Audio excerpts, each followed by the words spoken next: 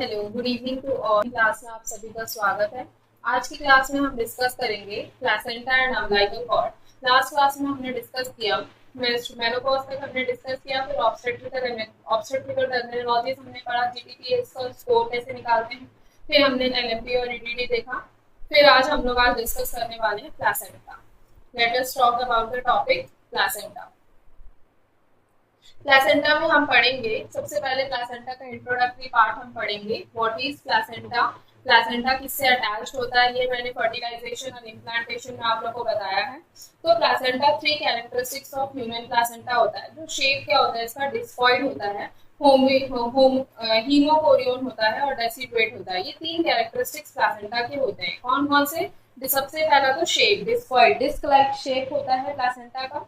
हीमोकोरियन, haemochorial means chorionic जो layer होती है कोरियन, वो कांटेक्ट होता है मैटरनल ब्लड से, जिसको हम लोग हीमोकोरियन बोलते हैं। डेसिडुएट मतलब placenta expelled out after birth, जो थर्ड स्टेज ऑफ लेबर, उस स्टेज को हम लोग डेसिडुएट कहते हैं। तो प्लेसेंटा किससे बना हुआ है? Placenta consist of three characteristics of human placenta. Placenta having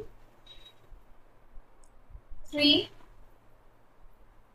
characteristics of three characteristics of human placenta. First होता है discoid. First is discoid. Discoid, that is disc-like shape. Disc-like shape. Central part जो होता है, central part वो होता है thick होता है। प्लेसेंटा का जो सेंट्रल पार्ट होता है थिक होता है, और जो पेरिफेरी पार्ट होता है प्लेसेंटा का, जो पेरिफेरल पार्ट होता है, पेरिफेरल पार्ट वो होता है थिन। सबसे पहला कैरेक्टरिस्टिक शेप के ऊपर है। Second characteristic that is हीमोकोरियन।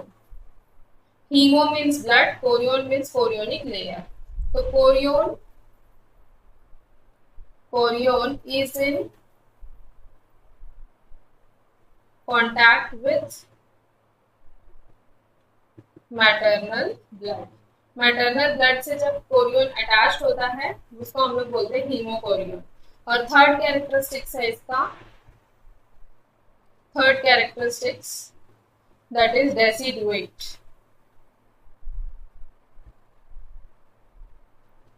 Deciduate means placenta expelled out after birth.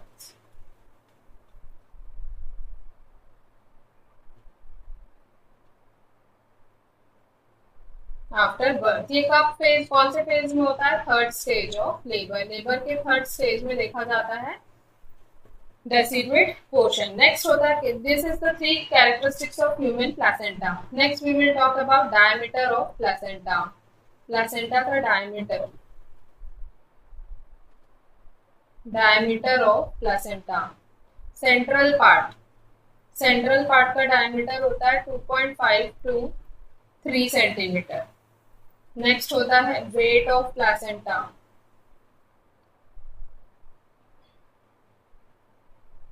Wait of placenta, placenta का वेट होता है 500 ग्राम।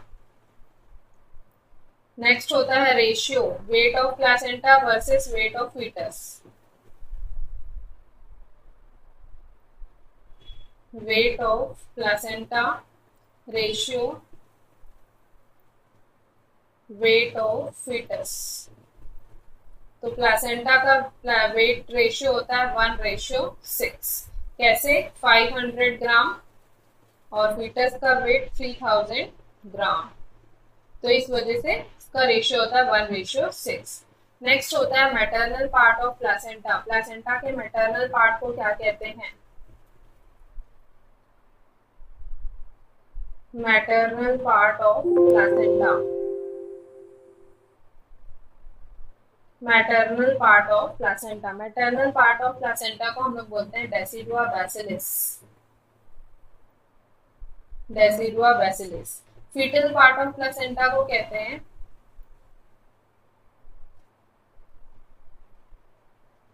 फीटल पार्ट ऑफ प्लेसेंटा, जिसको हम लोग प्रोफोएक्टोडर्म कहते हैं। प्रोफोएक्टोडर्म और cytotrophoblast.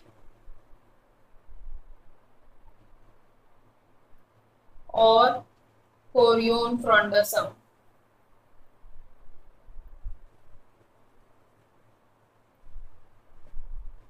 This is the fetal part of placenta. अब नेक्स्ट देखते हैं हम लोग maternal part, ratio fetal part.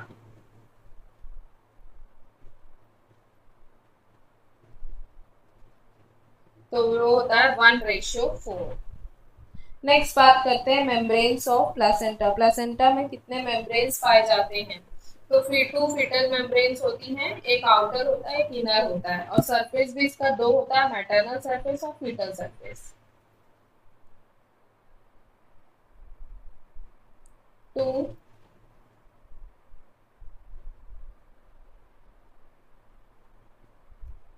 fetal membranes, outer that is chorion, inner that is amnion। Next होता है two surface of placenta. Placenta के दो सरफेस होते हैं, एक होता है मैटरनल सरफेस और एक होता है फीटल सरफेस। मैटरनल सरफेस को हम लोग डेसिडुआ साइड बोलते हैं, टुवर्ड्स डेसिडुआ। ये डार्क रेड कलर का पार्ट होता है, डार्क रेड कलर का। मल्टीपल हेमरेजिक स्पॉट देखे जाते हैं इसमें।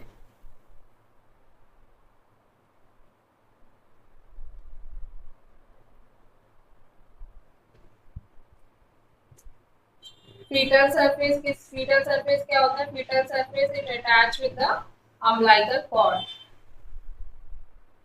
Foetal surface attaches with umbilical cord। central part attached of umbilical cord। जो फीटल का सेंट्रल पार्ट होता है वो किससे अटैच होता है? अम्बिलिकल कॉर्ड से अटैच्ड होता है, जो ब्राइट रेड कलर का होता है, ब्राइट रेड कलर। तो क्या होता है, जैसे कि इस तरीके का स्ट्रक्चर अगर आप लोग को नजर आ रहा होगा,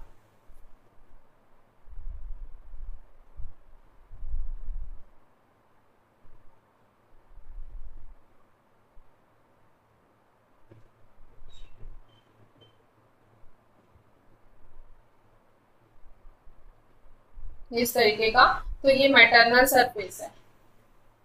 मैटरनल सरफेस जिसमें रेड हेमरेजिक स्पॉट नजर आएंगे, that is maternal surface. Fetal surface किस तरीके का नजर आएगा?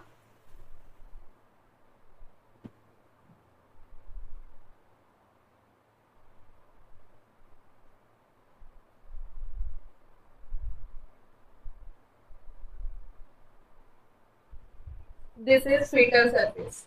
फीटल सरफेस में क्या साफ नजर आ रहा है? Umbilical cord. तो इस तरीके से आप लोग डिफरेंस जान पाएंगे। मैटरनल सरफेस अगर फिगर में दिखाए तो this is the maternal part. Maternal part में कॉर्ड नहीं दिखाई देगा, फीटल पार्ट में cord. This is umbilical cord. तो अम्बिलिकल कॉर्ड से अटैच होगा तो उसको हम लोग बोलते हैं foetal part. This is all about the maternal and foetal part of placenta. Next we will talk about volume of placenta. Volume of placenta. Placenta का वॉल्यूम होता है 500 ml, जो दो पार्ट में डिवाइड होता है। एक होता है 150 ml जिसमें मैटरनल ब्लड होता है, और 350 ml फीटल ब्लड। 150 ml किसका है? Maternal blood.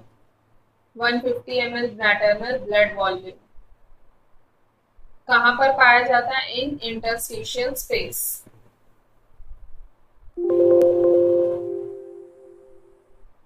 और फीटल ब्लड वॉल्यूम विलाइज में पाई जाती है। Foetal blood volume in villi system. इसमें अम्बिलिकल आर्टरी होती है और अम्बिलिकल वेन।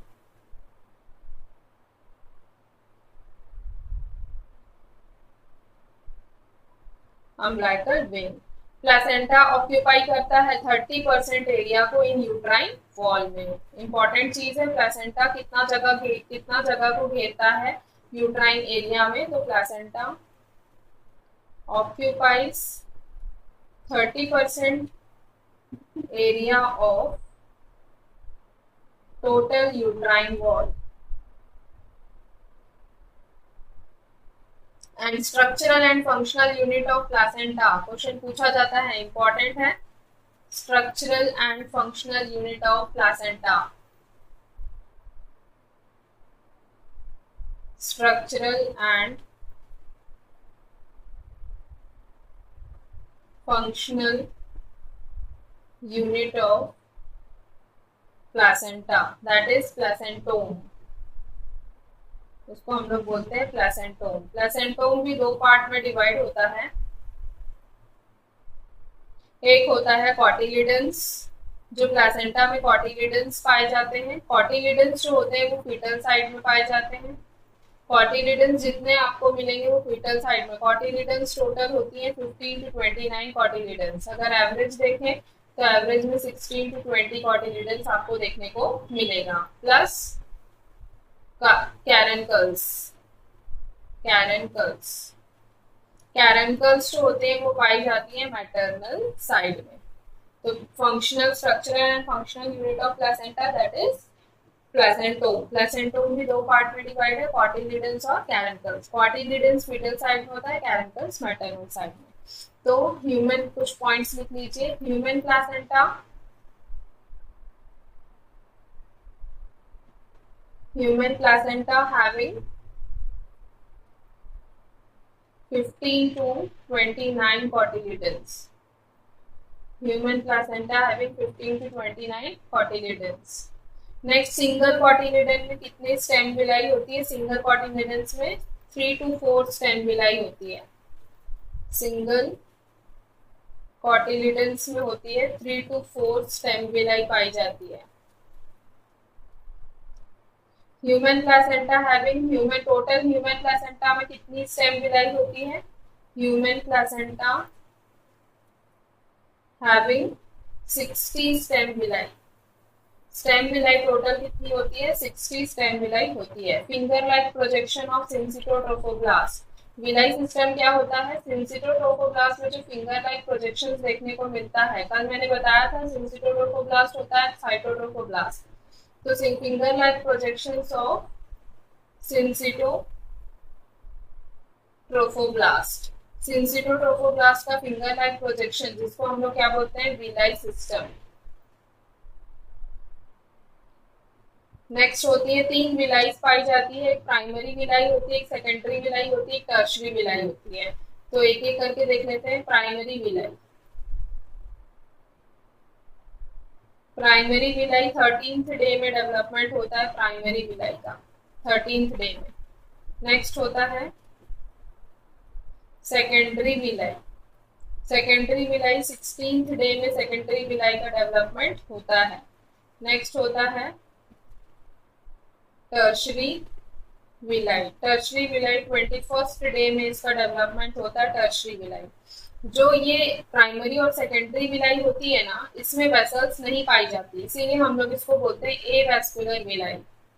इसमें वेसल्स नहीं होती है, इसलिए हम लोग इसको बोलते हैं एवेस्कुलर विलाई। टर्शरी विलाई जो होती है, ये इसको हम लोग बोलते हैं वैस्कुलर विलाई। इसमें वेसल्स पाई जाती है, इसलिए इसका नाम है वैस्कुलर विलाई। ये मोस्ट प्रोबेबली 3rd वीक्स में इसका डेवलपमेंट हो जाता है। तो placenta consist of how many villi? Primary, secondary and tertiary villi. तीनों विलाई में से प्राइमरी और सेकेंडरी कौन सी होती है? एवेस्कुलर होती है। और टर्शरी विलाई कौन सी होती है? वैस्कुलर विलाई होती है। नेक्स्ट होता है फीटोप्लेसेंटल सर्कुलेशन कब स्टार्ट होता है? Starting of fetoplacental circulation, starting of fetoplacental circulation. Fetoplacental circulation कब स्टार्ट होता है? पूछे जाने वाला क्वेश्चन है। 21st डे में फीटोप्लेसेंटल सर्कुलेशन स्टार्ट हो जाता है। ब्लड फॉर्मेशन स्टार्ट कहाँ से होता है? Blood formation started with yolk sac। Starting of first heart beat, first heart beat कब स्टार्ट होती है? कुछ इंपॉर्टेंट क्वेश्चंस मैं आप लोग को बता रही हूँ जो रिपीटेड पूछे जाते हैं। Starting of first heart beat, first heart beat 21st day, तो 21st डे या फिर थर्ड वीक। तो 21st डे में क्या क्या हो रहा है? 21st डे में टर्शरी विलाई का डेवलपमेंट होता है। 21st डे में फीटल प्लेसेंटल सर्कुलेशन स्टार्ट होता है। 21st डे में फर्स्ट हार्ट बीट बेबी की आ जाती है। एक होता है कि कोई भी मेडिसिन अगर हम लोग प्रेगनेंसी के देते हैं, प्रेगनेंसी के टाइम पे देते हैं, तो कल मैंने बताया था प्लेसेंटा में एक बैरियर होता है जिसको हम लोग क्या बोलते हैं? होप बाउअर सेल बोलते हैं। तो वो अगर बैरियर को क्रॉस कर जाता है मदर से फीटस में, जिसके कारण से कोई एनाटॉमिकल डिफेक्ट होती है, उसको हम लोग बोलते हैं टेराटोजेनिक मेडिकेशन या फिर टेराटोजेनिक्स। तो इसमें क्वेश्चन पूछा जाता है ऐसी कौन सी मेडिसिन है जो टेराटोजेनिक मेडिकेशन में आती है? वो होती है थैलिडोमाइड। थैलिडोमाइड टेराटोजेंस होती है जो ट्रांसफर कर जाती है मदर से फीटस में, और फीटस को कोई एनाटॉमिकल डिफेक्ट होती है, उसको हम लोग बोलते हैं टेराटोजेंस। तो टेराटोजेंस क्या होता है? Teratogenic medicine almost any medication used in pregnancy,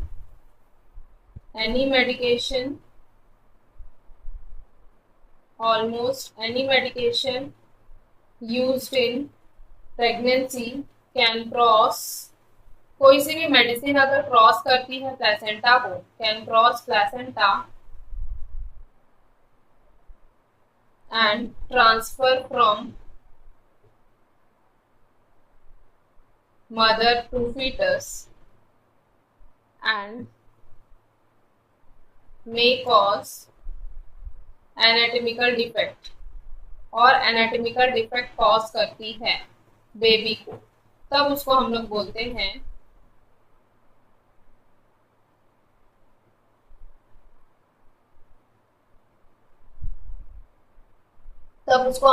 हैं टेराटोजेनिक मेडिकेशन।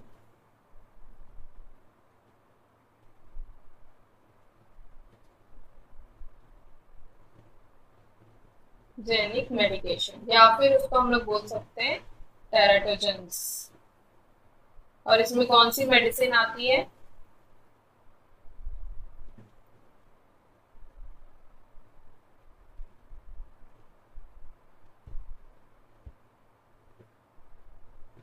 इसमें मेडिसिन आती है थैलिडोमाइड।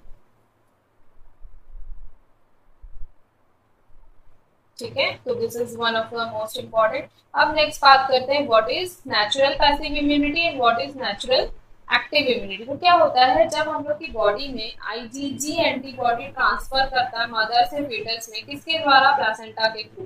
तब उस टाइम पे क्या होता है? नेचुरल पैसिव इम्यूनिटी डेवलप होती है। कब? जब आईजीजी एंटीबॉडी ट्रांसफर होता है। ठीक है, when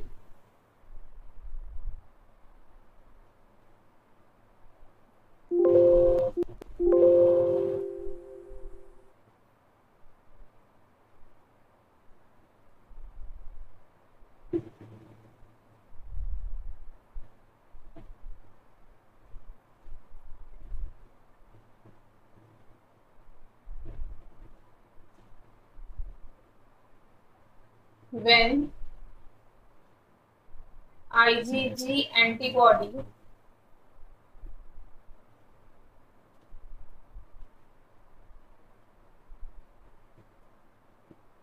transfer from mother to fetus through placenta। अगर आईजीजी एंटीबॉडी प्लासेंटा के थ्रू मदर से फीटस में जाती है, उसको हम लोग बोलते हैं नेचुरल पैसिव इम्यूनिटी।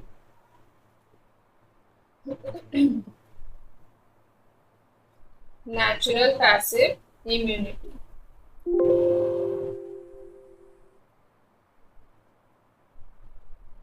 और ट्रांसफर जो होता है आईजीजी एंटीबॉडी जब ट्रांसफर होता है, ये ट्रांसफर किसके द्वारा होता है? Transfer of IgG antibody by exocytosis and endocytosis। that is the important part कि किसके थ्रू होता है? exocytosis and endocytosis method। कौन से मेथड से होता है? एंडोसाइटोसिस और एक्सोसाइटोसिस मेथड के थ्रू होता है। और एंटीजन और एंटीबॉडी का रिएक्शन जिसको हम लोग एग्लूटिनेशन रिएक्शंस बोलते हैं। नेक्स्ट होता है एंटीबॉडी। अब मैं इसमें डील कर ही रही हूँ तो मैं एंटीबॉडी आप लोग को बता देती हूँ कि एंटीबॉडी क्या क्या होते हैं, कौन कौन से एंटीबॉडीज होते हैं। तो एंटीबॉडीज हम लोग की बॉडी में जो पाई जाती है, या एक्स्ट्रा टॉपिक है तो आप लोग इसको नोट करके लिख लीजिए। First antibody IgG. IgG antibody via placenta, placenta के थ्रू ट्रांसफर होती है, जैसे मैंने अभी बताई प्लेसेंटा के थ्रू ट्रांसफर होती है। ये होती है गामा, गामा सेल्स। नेक्स्ट होता है IgA. IgA via colostrum, colostrum के थ्रू ये ट्रांसफर होता है। इसमें फर्स्ट 3 डे ब्रेस्ट का सिक्रीशन जो होता है, कोलेस्ट्रॉम क्या है? फर्स्ट 3 डे ब्रेस्ट का सिक्रीशन जो कोलेस्ट्रॉल का डेवलपमेंट करती है। नेक्स्ट होता है IgM. IgM highest molecular weight antibody होती है, हाईएस्ट मॉलिक्यूलर वेट एंटीबॉडी। ये फर्स्ट अपीयर, जब हम लोग को इन्फेक्शन होता है, फर्स्ट अपीयर ऑफ इन्फेक्शन का सबसे पहले अपीयर होती है, इसीलिए ये molecule of highest molecular weight मानी जाती है। नेक्स्ट होता है आईजीडी, ये सरफेस एंटीबॉडी होती है। नेक्स्ट होता है आईजीई। आईजीई एलर्जिक एंटीबॉडी होती है, एलर्जिक एंटीबॉडी होती है। इसको हम लोग याद रखने के लिए कोई ट्रिक याद रखना है तो इसमें हम लोग बोलते हैं जी आदमी या फिर आदमी जी, ठीक है। इस तरीके से हम लोग इसको याद रखते हैं, आदमी जी। IgG, IgA, IgD, IgM, Ig, IgG. तो जी को हम लोग बोलते हैं गामा, ए है अल्फा, डी है डेल्टा, एम फॉर मिनिमम, मिलीम्यू, ई फॉर एप्सिलॉन। इस तरीके के ट्रिक से आपको याद रखना है, आदमी जी के ट्रिक से, तब आपको याद रहेगा एंटीबॉडी। नेक्स्ट बात करते हैं हम लोग इंपॉर्टेंट पॉइंट में ही, जो वायरस होता है वो वायरस वायरस जो इजीली क्रॉस करता है प्लेसेंटल बैरियर को। ऐसा कौन सा वायरस है जो प्लेसेंटल बैरियर को क्रॉस कर जाता है? वो होता है torch infection. Viruses easily crosses placental barrier. ऐसा कौन सा वायरस है जो प्लेसेंटल बैरियर को इजीली क्रॉस कर जाता है? वो होता है टॉर्च इन्फेक्शन, वो होता है torch infection. Bacteria, hard bacteria बहुत मुश्किल से प्लेसेंटल बैरियर को क्रॉस करता है, उसमें से भी माइकोबैक्टीरियम ट्यूबरकुलोसिस और ट्रेपेनोमा पैलिडम जो होता है, यही बैक्टीरिया हार्डली क्रॉस करता है। Bacteria hardly crosses placental barrier. अभी मैं पेन का कलर चेंज नहीं कर रही बिकॉज सम इश्यूज, पेन के कलर चेंज नहीं हो रहे हैं, तो इसमें आप लोग थोड़ा सा एडजस्ट कीजिएगा, थोड़ा सा सम इश्यूज हैं ऐप में। एग्जांपल है माइकोबैक्टीरियम, माइकोबैक्टीरियम ट्यूबरकुलोसिस, ये बैक्टीरिया में आता है। Treponema pallidum,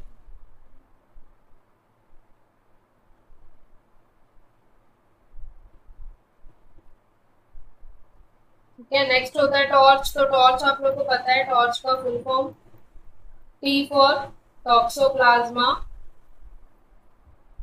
toxoplasma गोनेडी,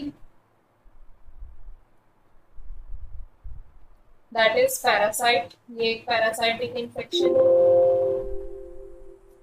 O for other virus, other virus में आता है HIV या फिर OMV। OMV क्या होता है? Orthomyxo virus. R for rubella, C for cytomegalovirus and H for herpes simplex virus.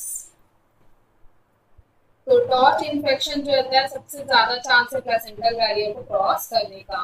तो टॉर्च इन्फेक्शन जो रहता है इसको हम लोग बोलते हैं वर्टिकल ट्रांसमिशन। ये जो इजिली क्रॉस करता है इसको हम लोग क्या बोलते हैं, वर्टिकल ट्रांसमिशन बोलते हैं। जब प्लेसेंटा को क्रॉस करेगा वो कौन सा ट्रांसमिशन बोलेंगे, वर्टिकल ट्रांसमिशन इसको बोलेंगे। जब ट्रांसमिशन इन्फेक्शन जो मदर से फीटस में जाता है प्लेसेंटा के थ्रू, उसी को हम लोग बोलते हैं वर्टिकल ट्रांसमिशन या फिर ट्रांसप्लेसेंटल बोला जाता है। वर्टिकल ट्रांसमिशन या फिर ट्रांसप्लेसेंटल। नेक्स्ट हम लोग देखते हैं वॉल्यूम ऑफ प्लेसेंटा को 500 में जब हम लोग डिवाइड किए तो कैसे वॉल्यूम यूज होता है प्लेसेंटा में। तो वॉल्यूम ऑफ प्लेसेंटा को हम लोग फिर से डिटेल थोड़ा देख लेते हैं।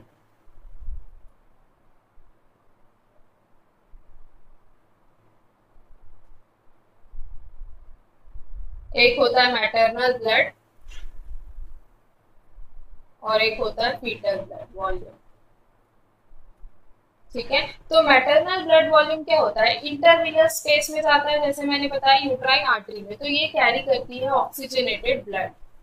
जो मैटरनल ब्लड होता है इंटरवीनस स्पेस में जाता है तो ऑक्सीजनेटेड ब्लड कैरी करती है। ऑक्सीजनेटेड ब्लड इंटरवीनस स्पेस में जाता है, इंटरवीनस स्पेस में जाता है। ये intravenous space with the help of oxygen and nutrients, oxygen और न्यूट्रिएंट्स की मदद से ये इंटरवीनस स्पेस विलाई सिस्टम में जाती है। विलाई सिस्टम में कौन पाई जाती है, अम्बिलिकल वेन। इधर वन अम्बिलिकल वेन होती है। विलाई सिस्टम में क्या होती है, एक अम्बिलिकल वेन होती है। विलाई सिस्टम से जाती है फीटस में, फीटस से carbon dioxide with the help of carbon dioxide two umbilical artery में जाती है, टू अम्बिलिकल आर्टरी। ये टू अम्बिलिकल आर्टरी वापस से कार्बन डाइऑक्साइड के थ्रू इंटरविलस स्पेस में ब्लड जाता है और इंटरविलस स्पेस में वापस से कार्बन डाइऑक्साइड के थ्रू कहाँ जाता है, यूट्राइन वेन में। तो इस तरीके का सर्कुलेशन देखने को मिलता है। ऑक्सीजनेटेड ब्लड इंटरविलस स्पेस में जाएगा। इंटरविलस दो पार्ट में डिवाइड कर देता है, एक अम्बिलिकल वेन और two umbilical artery. Umbilical vein तो ऑक्सीजनेटेड ब्लड होता है बिकॉज वो विलाई सिस्टम में आ रही है ऑक्सीजन के थ्रू। फिर फीटस में जाता है, फीटस में जाने के बाद अम्बिलिकल आर्टरी के थ्रू फिर से इंटरविलस स्पेस में जाकर यूट्राइन वेन में जाकर ब्लड सर्कुलेट होता है। तो this is volume of placenta. किस तरीके का होता है इसको शॉर्ट में मैं आप लोग को बता देती हूँ। जैसे कि मदर के थ्रू, मदर से जब ब्लड आता है तब वो ऑक्सीजनेटेड होता है। ठीक है, मदर से ऑक्सीजनेटेड ब्लड आता है तो किसके द्वारा आ रहा है, अम्बिलिकल वेन के द्वारा। अम्बिलिकल वेन के द्वारा किसमें जा रहा है, फीटस में जा रहा है। पर जब फीटस का ब्लड फिर से वापस जब मदर के पास जाता है तो वो डीऑक्सीजनेटेड होता है। किसके द्वारा, अम्बिलिकल आर्टरी, अम्बिलिकल आर्टरी। यही चीज मैं आप लोग को अभी बताई। तो ये जो ऑक्सीजन और CO2 का ट्रांसफर होता है, ये जो ट्रांसफर हो रहा है किसके थ्रू हो रहा है, तो ये होता है transfer through placenta, transfer through placenta. Placenta के थ्रू ही जो ये ब्लड का सर्कुलेशन ट्रांसफर होता है, ये प्लेसेंटा के थ्रू ही ट्रांसफर होता है। तो कभी भी ट्रांसफर ऑक्सीजन और कार्बन डाइऑक्साइड का होता है वो हमेशा हायर कंसेंट्रेशन से लोअर कंसेंट्रेशन में जाता है। ठीक है, तो ड्यूरिंग प्रेगनेंसी और कुछ पॉइंट्स देख लेते हैं। During pregnancy partial pressure of oxygen कितना होता है, क्वेश्चन पूछे जाने वाला है। During pregnancy PO2 partial pressure of oxygen होता है 105 mm of Hg।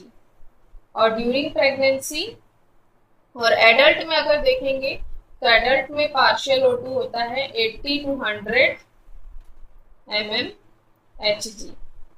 एवरेज इसका बोलेंगे तो 95 mm Hg एडल्ट का। और ड्यूरिंग प्रेगनेंसी पार्शियल CO2 होता है 32 mm of Hg और एडल्ट का पार्शियल CO2 होता है 35 to 45 mm Hg। तो प्रेगनेंसी क्या स्टेट होता है, pregnancy it is a state of respiratory alkalosis. Pregnancy कौन सा हुआ, रेस्पिरेटरी एल्कोलोसिस का स्टेट होता है। प्रेगनेंसी कौन सा स्टेट होता है, रेस्पिरेटरी एल्कोलोसिस का। जब ये ट्रांसफर होता है ऑक्सीजन मदर से फीटस में और कार्बन डाइऑक्साइड फीटस से मदर में। ये कौन से मेथड से होता है? Simple diffusion method. जैसे मैं बताई, सिंपल डिफ्यूजन मेथड मतलब higher concentration to lower concentration. तो हायर कंसेंट्रेशन से लोअर कंसेंट्रेशन में जाता है तो उसको हम लोग सिंपल डिफ्यूजन बोलते हैं। तो ये जो हमने पढ़ा, मदर से फीटस ऑक्सीजनेटेड ब्लड जा रहा है, डीऑक्सीजनेटेड ब्लड फीटस से मदर को जा रहा है, ठीक है। तो ये जो प्रोसेसिंग होती है, transfer of oxygen from mother to fetus, transfer of carbon dioxide from foetus to mother, ये किस प्रोसेस से हो रहा है? That is simple diffusion method से। Simple diffusion method. तो सिंपल डिफ्यूजन मेथड क्या होता है? जब ब्लड हायर कंसेंट्रेशन से लोअर कंसेंट्रेशन में जाता है तो उसको हम लोग बोलते हैं सिंपल डिफ्यूजन। तो हायर कंसेंट्रेशन से लोअर कंसेंट्रेशन में जा रहा है जिसको हम लोग सिंपल डिफ्यूजन बोलते हैं। This is all about our topic, that is placenta. Next we will talk about topic umbilical cord.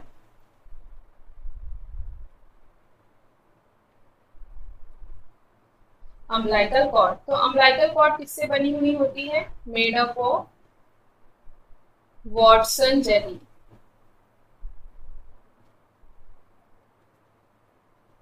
Watson jelly जिसको हम लोग बोलते हैं अम्बिलिकल कॉर्ड को ही दूसरे नाम से बोला जाता है। It is also known as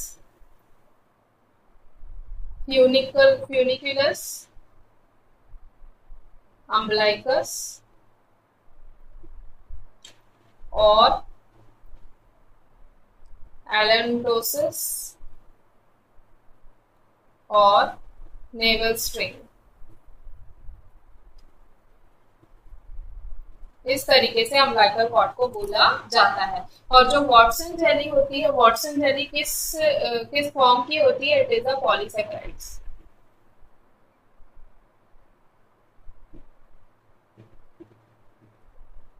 it is a polysaccharides. Next बात करते हैं length of umbilical cord. Umbilical cord की लेंथ क्या होती है? लेंथ ऑफ अम्बिलिकल कॉर्ड की लेंथ होती है 45 to 50 सेंटीमीटर। अम्बिलिकल कॉर्ड में 3 ओपनिंग्स होती है। Umbilical cord consist of 3 openings, 1 umbilical vein and 2 umbilical artery.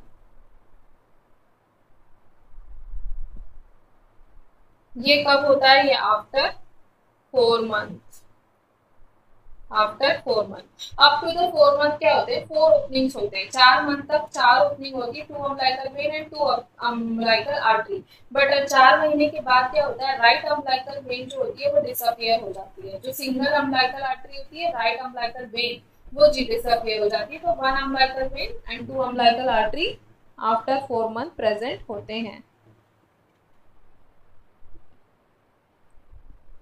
Next, single umbilical artery. अगर किसी के पास सिंगल अम्बिलिकल आर्टरी, किसी बेबी के में सिंगल अम्बिलिकल आर्टरी है, तो वो किस रीजन से होती है? या फिर रीनल एजेनेसिस के कंडीशन में, या फिर baby of diabetic mother.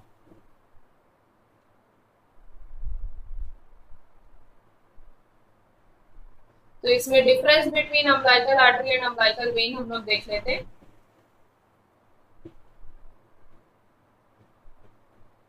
Umbilical when number में 1 होती है और अम्बिलिकल आर्टरी नंबर में कितनी होती है? 2 होती है। अम्बिलिकल वेन क्या कैरी करती है? Carry oxygenated blood. Umbilical vein क्या कैरी करती है? Oxygenated blood. आर्टरी क्या कैरी करती है? Deoxygenated blood. ये कहां से कहां तक का होता है? From placenta to foetus. From placenta to foetus. ये कहां से होता है? From foetus to placenta. इसका SpO2 कितना होता है? अम्बिलिकल वेन का SpO2 होता है 80% और इसका SpO2 होता है 50 to 60%। इसका पार्शियल O2 होता है 30 to 40 mmHg। इसका पार्शियल O2 होता है 25 mmHg। नेक्स्ट होता है इसका प्रेशर। इसका प्रेशर होता है, वेन का प्रेशर 10 mmHg। आर्टरी का प्रेशर होता है 60 mmHg। So this is difference between umbilical vein and umbilical artery. So अभी तक हमने डिस्कस किया उसको जस्ट मैं आप लोग के सामने ब्रश अप कर देती हूँ। व्हाट इज प्लासेंटा, हमने प्लासेंटा को डिस्कस किया।